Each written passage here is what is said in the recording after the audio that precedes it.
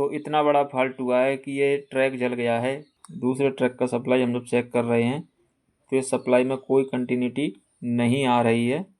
High voltage के कारण इसका जो है ट्रैक टूट गया था, जिसके कारण ये ग्लो नहीं कर रहा था। बट अभी आप देख सकते हैं हमारा बल्ब एकदम से ठीक हो गया है।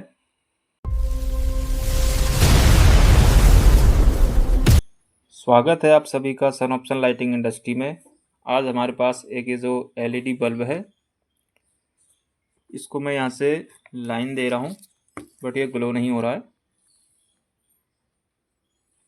लाइन दे रहा हूँ बट ग्लो नहीं कर रहा है।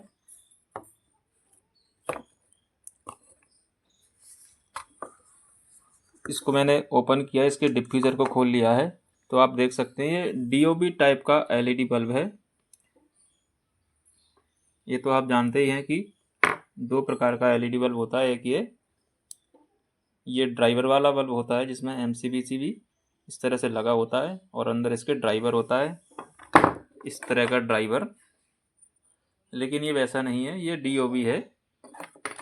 यहाँ से B22 कैप से वायर डायरेक्ट यहाँ आकर जुड़े होते हैं इसमें, और ये पीसीबी होता है, इसमें ये रेक्टिफायर लगा होता है, ये आईसी लगा होता है और यहीं से ये ग्लो करता है। तो इसको मैंने लाइन देकर टेस्ट किया बट ये ग्लो नहीं किया। अब इसमें हम फॉल्ट चेक करेंगे कि क्या फॉल्ट इसमें है, कहाँ पर क्या फॉल्ट है। तो पूरा A to Z हम चेक करने वाले हैं, तो वीडियो को लास्ट तक देखते रहिए। तो सबसे पहले हम मल्टीमीटर से इसकी वायरिंग को चेक करेंगे और यहाँ पर आप देख सकते हैं ये जला हुआ भी दिख रहा है यहाँ पे। तो कुछ इस तरह का इसमें फॉल्ट हो सकता है। हो सकता है ये रेक्टिफायर भी ख़राब हो सकता है कोई इसमें एलईडी ख़राब हो गया हो सकता है इसका आईसी ख़राब हो। पर जो भी हो हम इसको ठीक करेंगे। वीडियो के लास्ट तक बने रहिए। मल्टीमीटर को कंटिन्यूटी रेंज पर सेट कर लेना है और सबसे पहले हमको चेक करना चाहिए कि सप्लाई यहाँ डीओबी तक प्राप्त हो रहा है कि नहीं हो रहा। तो उसके लिए क्या करेंगे, हम B22 कैप से इसकी वायरिंग चेक कर लेंगे। तो यहाँ से सप्लाई यहाँ तक प्राप्त हो रहा है तो हम लगा करके चेक करेंगे, क्योंकि हो सकता है इसकी वायरिंग में भी प्रॉब्लम हो। यहाँ से एक वायरिंग में रीडिंग आ रही है, इसका मतलब एक वायर चालू है। इसके हम दूसरे वायर को भी टेस्ट करेंगे। दूसरे वायर में भी लाइन चालू है, तो इसका मतलब इसकी वायरिंग यहाँ से यहाँ तक तो सही है, वायरिंग में प्रॉपर करंट पहुँच रहा है। और इसमें समस्या कहाँ हो सकती है, तो मल्टीमीटर से हम इसकी वायरिंग को रेक्टिफायर तक चेक करेंगे कि रेक्टिफायर तक ये वोल्टेज पहुँच रहा है कि नहीं पहुँच रहा है। तो यहाँ पे इसके ट्रैक को समझिए ज़रा आप।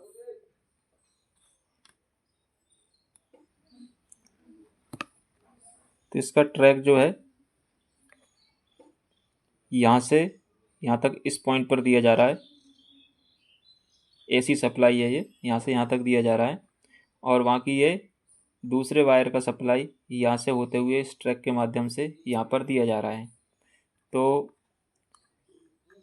पहले हम इस वाले ट्रैक को चेक करेंगे कि हमारा सप्लाई पहुँच रहा है कि नहीं पहुँच रहा है। हमारा मीटर चालू है तो आप बीप का साउंड भी सुन सकते हैं। यहाँ से यहाँ तक ये सप्लाई प्रॉपर पहुँच रहा है।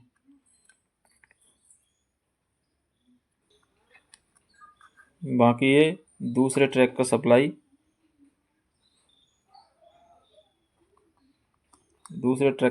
हम लोग चेक कर रहे हैं तो ये सप्लाई में कोई कंटिन्यूटी नहीं आ रही है। इसका मतलब यहाँ से यहाँ तक सप्लाई पहुँच नहीं रही है। तो ये सप्लाई कट हुई है। ये जो जला हुआ पार्ट आपको दिख रहा है, यहाँ पर भी जला हुआ है बट ये ब्रेक नहीं हुआ है, ये चालू है। और ये वाला भी जला हुआ है तो यहाँ से ये ब्रेक हो गया है, जिसके चलते यहाँ तक सप्लाई नहीं पहुँच रहा है। तो इतना बड़ा फॉल्ट हुआ है कि ये ट्रैक जल गया है। तो कुछ आगे भी इसमें मिस्टेक हो सकता है। तो डायरेक्ट हमको वायर जोड़ के चालू नहीं करना है, इसको प्रॉपर चेक करना है कि आगे इसमें कुछ और फॉल्ट तो नहीं है। ये कंफर्म करने के बाद ही हम इस वायर को अटैच करेंगे। तो रेक्टिफायर को चेक करेंगे पहले। देखिए रेक्टिफायर को कैसे चेक करते हैं मैं आपको बता देता हूँ। पहले तो इसकी शॉर्टिंग को चेक कर लेंगे। यहाँ से इनपुट सेक्शन है ये रेक्टिफायर का, और ये इसका आउटपुट सेक्शन है। तो इनपुट पर हम चेक करेंगे, शॉर्टिंग नहीं होना चाहिए, इसमें कोई भी शॉर्टिंग नहीं होना चाहिए। देखिए हमारी कंडीशन में यहाँ पे इसमें देखिए कोई शॉर्टिंग नहीं है। अब आउटपुट पर शॉर्टिंग चेक करेंगे। यहाँ से एक साइड से वैल्यू दिखाएगा और एक साइड से वैल्यू नहीं दिखाएगा, इसका मतलब वो शॉर्ट नहीं है। अभी कोई वैल्यू नहीं है। और इधर से चेक करेंगे एक बार हम। यहाँ से एक साइड से वैल्यू शो कर रहा है, एक साइड से वैल्यू शो करेगा और एक साइड से वैल्यू शो नहीं करेगा। इसका मतलब हमारा रेक्टिफायर ये सही है, शॉर्ट नहीं है, इतना पता चला। अब ये सप्लाई आउटपुट करेगा कि नहीं करेगा वो हमको यहाँ से यहाँ तक चेक करना है। तो ये यहाँ पे वैल्यू शो कर रहा है। अब इसके अपोजिट चेक करेंगे तो वैल्यू नहीं आएगा, यहाँ से कोई वैल्यू शो नहीं करेगा।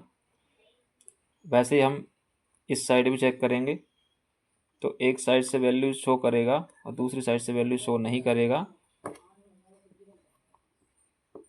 इधर से वैल्यू शो कर रहा है, मतलब हमारा रेक्टिफायर ओके है।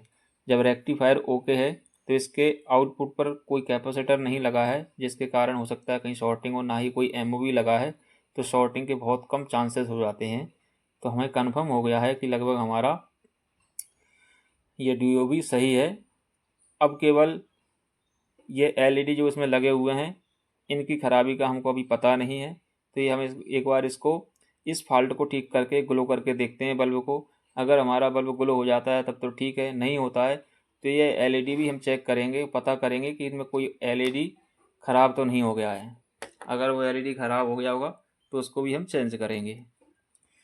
तो पहले हम इस फॉल्ट को क्लियर करेंगे, यहाँ से यहाँ तक ये जो ब्रेक हो गया है इसको हम ठीक करेंगे। तो मैं इसको इस जंपर वायर के थ्रू कनेक्ट कर देता हूँ यहाँ पर।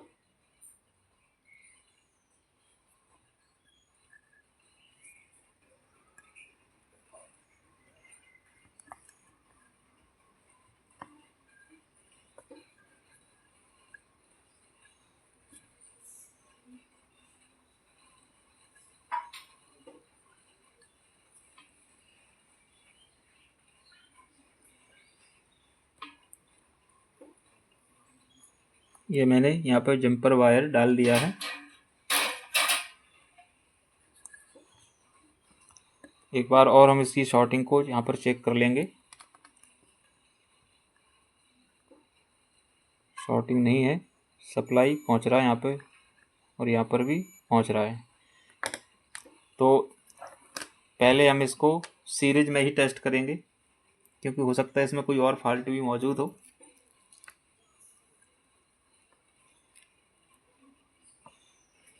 ये हमारा बल्ब आप देख सकते हैं, हमारा बल्ब ग्लो हो गया है, एकदम ठीक हो गया है। इसका एमसीपीसी में भी कोई फॉल्ट नहीं है, बहुत अच्छी रोशनी के साथ ग्लो कर रहा है। तो आखिर ये इसमें फॉल्ट था, हाई वोल्टेज के कारण इसका जो है ट्रैक टूट गया था, जिसके कारण ये ग्लो नहीं कर रहा था। बट अभी आप देख सकते हैं हमारा बल्ब एकदम से ठीक हो गया है। तो आपको वीडियो कैसा लगा आप कमेंट में ज़रूर बताना। वीडियो अच्छा लगा तो लाइक करके जाना, सब्सक्राइब नहीं किया है तो सब्सक्राइब कर लेना इस चैनल को। आज की वीडियो में सिर्फ इतना ही, फिर मिलेंगे किसी नई वीडियो के साथ। तब तक के लिए जय हिंद, जय भारत, वंदे मातरम।